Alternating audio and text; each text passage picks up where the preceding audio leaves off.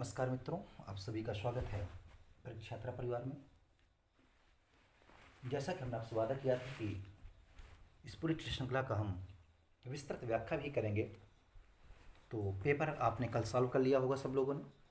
उसकी विस्तृत सॉल्यूशन का अब समय है। पहला प्रश्न है, इंदिरा गांधी राष्ट्रीय मानव संग्रहालय कहाँ पर स्थित है? जैसा कि सबको पता होगा, इंदिरा गांधी राष्ट्रीय मानव संग्रहालय की स्थापना आदिवासी जनजातियों और उनके द्वारा किए गए कार्यों को एकत्रित करने के लिए तथा आदिवासी जनजातियों के पुनरुत्थान के लिए इंदिरा गांधी राष्ट्रीय मानव संग्रहालय की स्थापना मध्य प्रदेश की राजधानी भोपाल में की गई और स्थापना 1985 में की गई। 4 ऑप्शन से इसमें भोपाल, अहमदाबाद, रायसेन और नर्मदा घाटी। चूँकि हमने आपसे पहले ही कहा था कि इस प्रश्न पत्र को हल करने का सिर्फ ही कारण नहीं है कि आप प्रश्नोत्तरी लगा लें। हमारा उद्देश्य है कि आपको सही जानकारी और सटीक जानकारी उपलब्ध कराएं। तो अगर इस प्रश्न में हम देखेंगे तो इसका सही जवाब है आपका भोपाल। भोपाल में इंदिरा गांधी राष्ट्रीय मानव संग्रहालय तो स्थित है ही, साथ में वन विहार राष्ट्रीय उद्यान भी भोपाल में ही स्थित है। इसके बाद हम बात करें ऑप्शन 2 जो अहमदाबाद दिया गया है, तो अहमदाबाद का महत्व इसलिए बढ़ जाता है कि अहमदाबाद का पहले नाम अशावल हुआ करता था और वर्तमान में भारत का सबसे बड़ा स्टेडियम, या यूँ कहें कि विश्व का सबसे बड़ा अंतर्राष्ट्रीय क्रिकेट स्टेडियम वर्तमान में नरेंद्र मोदी स्टेडियम के नाम से अहमदाबाद में ही स्थित है। तीसरा ऑप्शन आपका है रायसेन। तो रायसेन का संबंध आपकी सांची के स्तूप से है और सांची का स्तूप का महत्व इसलिए बढ़ जाता है कि सांची का स्तूप को विश्व धरोहर स्थल के रूप में यूनेस्को के द्वारा इसे उस सूची में शामिल किया गया है और इसे विश्व धरोहर स्थल के रूप में 1989 में स्थापित किया गया था। और सबसे बड़ी बात है कि ये जो सांची का स्तूप है, इसका निर्माण अशोक ने कराया था और सांची के स्तूप तीसरी सदी का एक महत्वपूर्ण स्थल है। सांची के स्तूप की कुछ और महत्वपूर्ण बातें जो अति महत्वपूर्ण है, आपको पता होनी चाहिए कि सांची का स्तूप की खोज जेम्स टेलर ने की थी और इसकी खुदाई का कार्य जॉन मार्शल के अधीन कराया गया था। बात करें हम कुछ अन्य बातों की, तो इस समय तक वर्तमान में भारत के विश्व धरोहर स्थल के रूप में लगभग 44 स्थलों को खोजा जा चुका है। अंतिम स्थल पिछले वर्ष 2025 के मई माह में महाराष्ट्र में खोजा गया है। चौथा ऑप्शन आपको नर्मदा घाटी दिया हुआ है, उसका महत्व इस बात पर है कि नर्मदा घाटी को रिफ्ट घाटी के नाम से भी जाना जाता है। नर्मदा घाटी में ही डायनासोर का जीवाश्म भी प्राप्त हुआ है और नर्मदा घाटी सतपुड़ा तथा विंध्याचल पर्वत श्रृंखला के बीचों बीच स्थित है। तो ये था हमारा पहला प्रश्न, इंदिरा गांधी राष्ट्रीय मानव संग्रहालय कहाँ स्थित है? इसका जवाब है भोपाल। हमने क्या किया, सिर्फ इस प्रश्न को नहीं समझा, इस प्रश्न पर आए हुए समस्त ऑप्शंस को बहुत ध्यान से समझा। जो टेस्ट सीरीज बनाई गई उसको इस तरीके से व्यवस्थित किया गया है कि आप लोग जब पेपर सॉल्व करने बैठें तो सिर्फ आपके पास आंसर्स नहीं हो, आंसर के साथ साथ आपको इस तरीके से व्यवस्थित तरीके से समझाया जाए कि इसको पढ़ने के बाद इससे संबंधित इसके आसपास कोई भी प्रश्न बनता है या प्रश्न बनने की संभावना है, उसको हम कैसे नियंत्रित करें और यूपीएससी विज्ञापन संघ 51 के संपूर्ण सिलेबस को कैसे हम इससे जोड़ें, यही हमारी टेस्ट सीरीज का मुख्य उद्देश्य है। तभी हमने इसका प्लान रखा है टारगेट 25।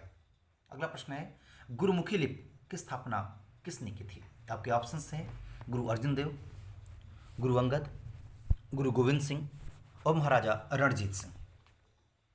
तो इसका सही जवाब आप लोगों को पता है, गुरु अंगद।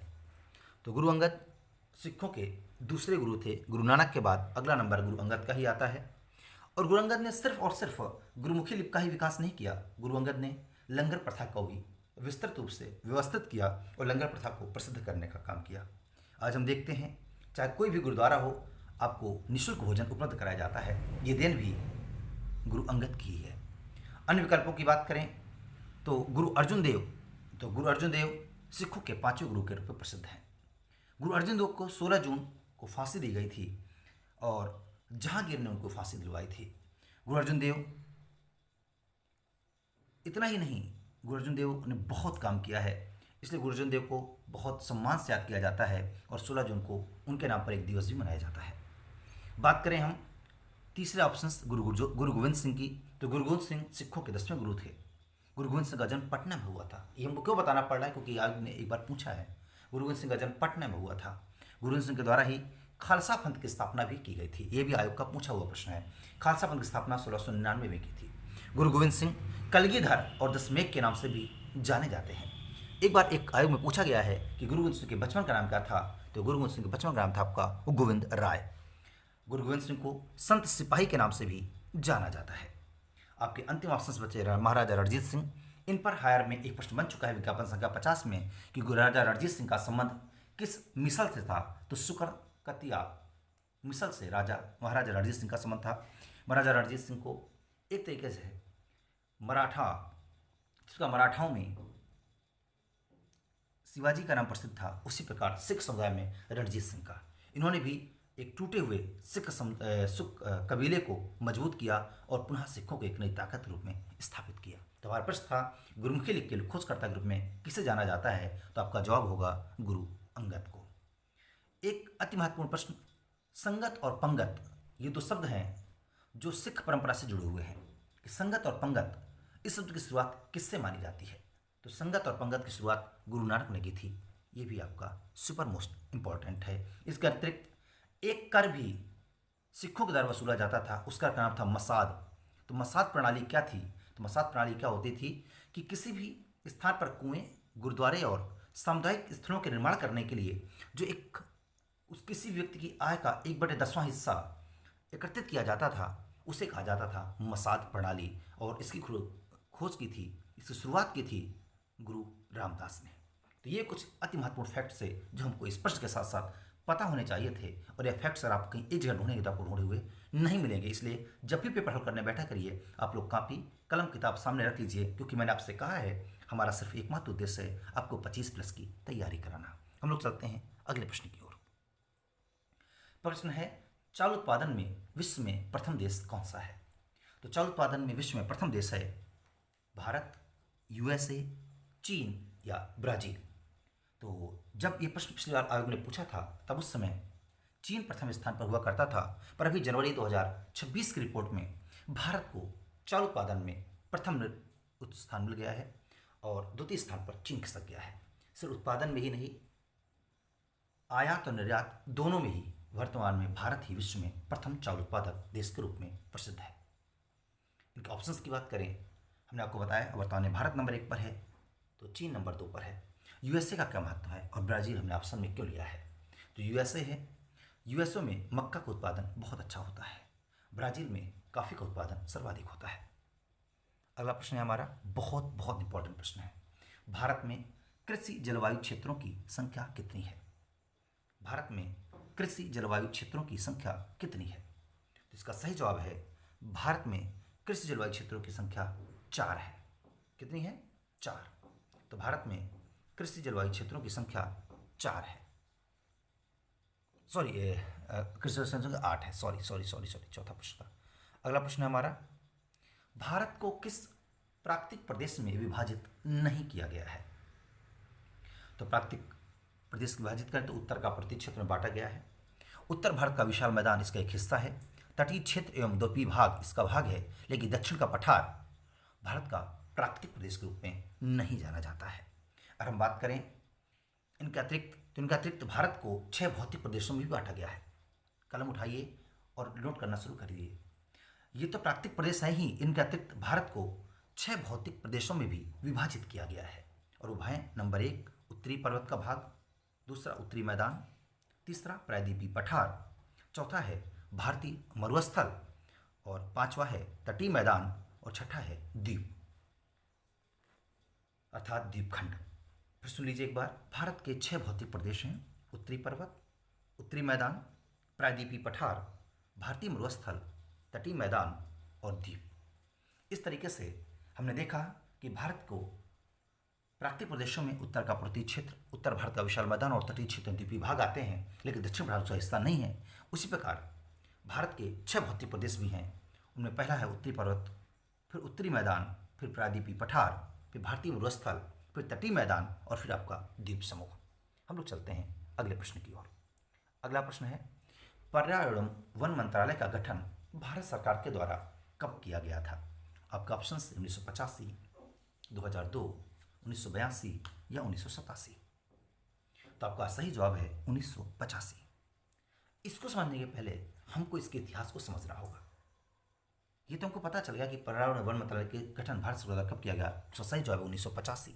लेकिन इससे ज़्यादा जानना महत्वपूर्ण है कि इसकी स्थापना का आधार क्या है। होता क्या है कि 1977 में पहली बार अनुच्छेद 48 के 1 में भारतीय संविधान में पर्यावरण को जोड़ा जाता है, पर्यावरण संरक्षण को जोड़ा जाता है। इंदिरा गांधी जी के कार्यकाल में चीज़ें आगे बढ़ती हैं और 1980 में पहली बार पर्यावरण विभाग की स्थापना की जाती है। जब 1980 में पर्यावरण विभाग की स्थापना हो जाती है, उसके तत्पश्चात आवश्यकताओं को देखा जाता है और आवश्यकता के अनुसार इसका नाम बदलकर पर्यावरण एवं वन मंत्रालय के रूप में भारत सरकार का एक व्यवस्थित विभाग बना दिया जाता है 1985 में। फिर ये विभाग लगातार चलता रहता है, पर्यावरण वन मंत्रालय लगातार कार्य करता रहता है। फिर एक नई प्रक्रिया तैयार होती है जिसके तहत पर्यावरण मंत्रालय का नाम बदलकर 2014 में पर्यावरण वन और जलवायु परिवर्तन कर दिया जाता है। तो इसमें आपके लिए अति महत्वपूर्ण फैक्ट्स क्या क्या हैं, फिर से सुन लीजिए। सबसे पहली बात, पर्यावरण एवं वन मंत्रालय का गठन भारत सरकार द्वारा किया गया था 1985 में। लेकिन इस गठन के लिए पहले भी जानकारी महत्वपूर्ण है कि पहली बार पर्यावरण के बारे में डेटा उपलब्ध कराया जाता है संवैधानिक तरीके से अनुच्छेद 48 के ए में 1977 में, और इसके बाद पर्यावरण विभाग की स्थापना की जाती है 1980 में, और इसके बाद स्वतंत्र रूप से पर्यावरण वन मंत्रालय का गठन किया जाता है 1985 में, और इसके बाद ये लगातार कार्य करता रहता है। फिर 2014 में कांग्रेस सरकार के द्वारा इसका नाम बदलकर पर्यावरण वन और जलवायु परिवर्तन मंत्रालय कर दिया जाता है। तो ये था आपका अति महत्वपूर्ण डेटा जो पर्यावरण वन मंत्रालय से संबंधित है, और ये फैक्ट्स किस रूप में आपसे पूछे जाएंगे आयोग में आप सोच भी नहीं सकते हैं, और इतना डेटा आप एक साथ किसी भी एग्जाम में कहीं पर भी आप सफलता के लिए जाएंगे, आपको निश्चित तौर पर आपको फायदा मिलेगा। अगला प्रश्न है, जलवायु के आधार पर निम्न में से कौन विश्व बायोम का भाग नहीं है? जलवायु के आधार पर निम्न में से कौन विश्व बायोम का भाग नहीं है? आपका जवाब है टुंड्रा, टैगा, सवाना या उष्णकटिबंधीय। तो सबको पता है टुंड्रा भी है, टैगा भी है, सवाना भी है, उष्णकटिबंधीय नहीं है। अब इनकी आवश्यकता हमको क्यों पड़ी, ये चीज़ भी हमको देखनी पड़ेगी कि टुंड्रा, टैगा और सवाना हमारे लिए क्यों महत्वपूर्ण हो जाते हैं। अगर आप लोग कहेंगे तो इसको पीडीएफ रूप में, लिखित रूप में भी उपलब्ध करा देंगे, लेकिन उसका दुष्परिणाम ये होगा कि आप पीडीएफ देखेंगे लेकिन चीज़ों को सुनेंगे नहीं। वीडियो लेक्चर्स हम बहुत छोटे छोटे बनाएंगे, हमारा प्रयास रहेगा कि वीडियोज़ को बहुत छोटा किया जाए, लेकिन वीडियो छोटा करने के चक्कर में इतना भी छोटा नहीं कर देंगे कि हम सही बातों को भी आप तक पहुँचा पाएँ, क्योंकि 30 पेपर में ही हमारा उद्देश्य है इस तरीके से पेपर व्यवस्थित करें कि कम से कम आपका 25 से अधिक स्कोर ही प्राप्त हो। हम लोग देखते हैं इस प्रश्न की विस्तृत व्याख्या की ओर चलेंगे कि जलवायु के आधार पर निम्न में से कौन सा विश्व बायोम का भाग नहीं है। तो हमने प्रश्न के ऑप्शंस देखे तो उनमें से उष्णकटिबंधीय भाग नहीं है, इसके अलावा टुंड्रा, टैगा, सवाना ये सभी इसके भाग हैं। अब प्रश्न उठता है घास के मैदान को लेकर। प्रायः आयोग के द्वारा घास के मैदान को लेकर अक्सर प्रश्न पूछ ही लिया जाता है। किसी भी आयोग में कभी भी परीक्षा होती है, इन घास के मैदान का प्रश्न अक्सर आयोग हमसे पूछता है, और पूछता है कि टुंड्रा, टैगा, सवाना ये सब कहाँ पाई जाती हैं, घासें कहाँ पाई जाती हैं। और जब ऐसा कोई प्रश्न बनता है तो प्रायः देखा जाता है कि ज़्यादातर विद्यार्थी इस प्रश्न को गलत करके ही चले जाते हैं। इस प्रश्न की विस्तृत व्याख्या को जब हम पढ़ेंगे तो घास के मैदानों में से जो सबसे महत्वपूर्ण मैदान है आपका टुंड्रा और टैगा, ये कहाँ पर पाए जाते हैं बताइए आप? दक्षिण ध्रुव में। किसी को याद है ये चीज़? नहीं याद है बताइए। आप लोग इसको बहुत ध्यान से पढ़िए क्योंकि अति महत्वपूर्ण है। इससे ज़्यादा महत्वपूर्ण कोई क्वेश्चन आपका हो ही नहीं सकता है इन घास के मैदान से। डाउन्स कहाँ का है? ऑस्ट्रेलिया का। सवाना ब्राज़ील, पंपास, सवाना और पंपास अर्जेंटीना। इसके अलावा कैनबरा ऑस्ट्रेलिया। और इम्पोर्टेंट्स देखते हैं इसके अलावा तो हम तो याद करते हैं तो न्यूजीलैंड का कैंटरबरी सुपर मोस्ट है।